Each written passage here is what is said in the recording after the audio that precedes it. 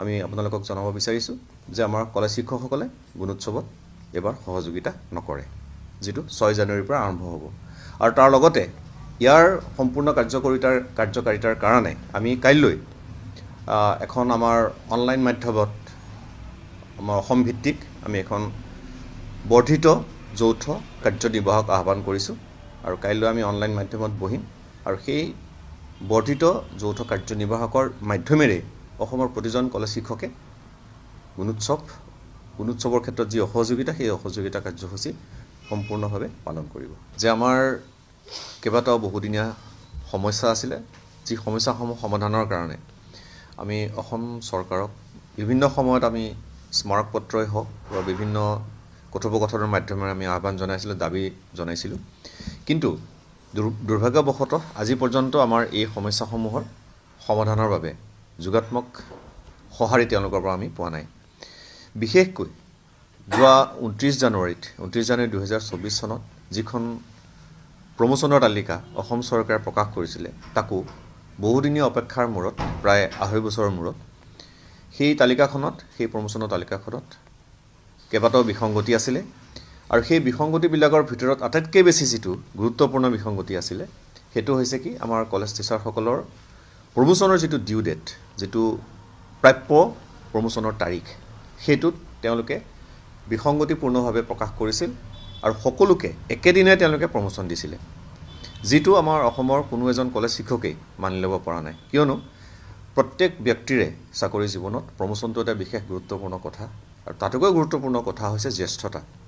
কোনোবা এজন শিক্ষকে যদিহে তেওঁ 2014 চনত প্ৰমোচন পাব লাগিছিল বা তেওঁ 2016 চনত প্ৰমোচন পাব লাগিছিল, তেওঁ তেতিয়াই প্ৰমোচন পোৱাটো উচিত হয়।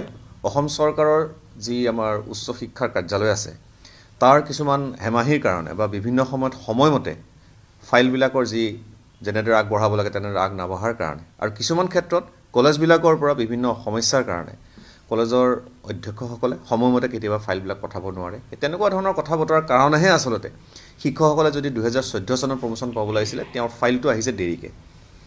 কিন্তু তাৰ অৰ্থ এইটো নহয় যে তেওঁ 2014 চনত বা 15 চনত প্ৰমোচন নাপাব। কিন্তু বৰ্তমান দেখা গৈছে যে 29 জানুৱাৰীৰ যিখন তালিকা 2024 চনত অসম চৰকাৰে প্ৰকাশ কৰিছিলে, তাত 2014, 15, 16, 17 তেতিয়া প্ৰমোচন পাবলগীয়াসকলক একেকোবে আনি 2024 চনৰ 1 এপ্ৰিলত দিছিলে। আৰু কিছু ক্ষেত্ৰত ইতিমধ্যে আমি কৈছোঁৱেই যে কিছু ক্ষেত্ৰত এনেকুৱা হৈছে যে শিক্ষক আৰু ছাত্ৰ, গুৰু আৰু শিষ্যৰ একেদিনাই প্ৰমোচন হৈছে, যিটো এটা অতি সাংঘাতিক ধৰণৰ দুৰ্ভাগ্যজনক কথা। কোনো এজন কলেজ শিক্ষকে এইটো মানি ল'ব পৰা নাই। আৰু সেইটোৰ সংশোধনীৰ কাৰণে আমি ইমান দিনে দাবী জনাই আহিছিলোঁ। আৰু চাওক, এইটো আমি অতিৰিক্তভাৱে একো বিচৰা নাই, এইটো হৈছে আমাৰ কলেজ শিক্ষকসকলৰ প্ৰাপ্য। তেওঁলোকে সময়মতে প্ৰমোচন পাব লাগিব।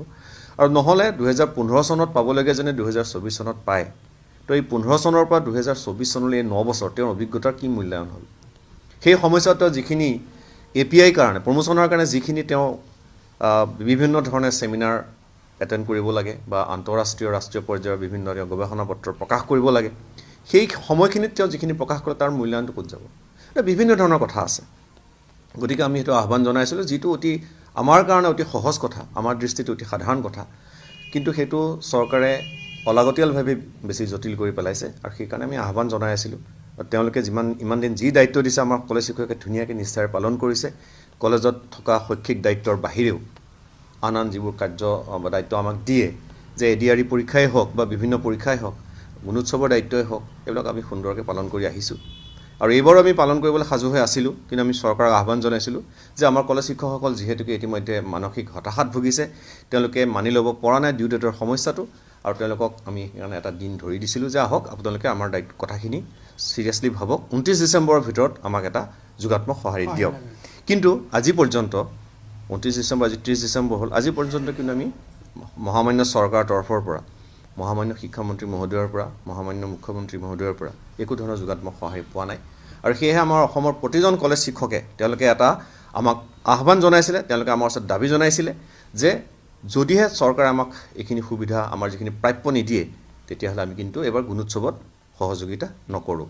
গতিকে সেই 10,000 কলেজ শিক্ষকৰ যিটো আহ্বান, সেই আহ্বান আমি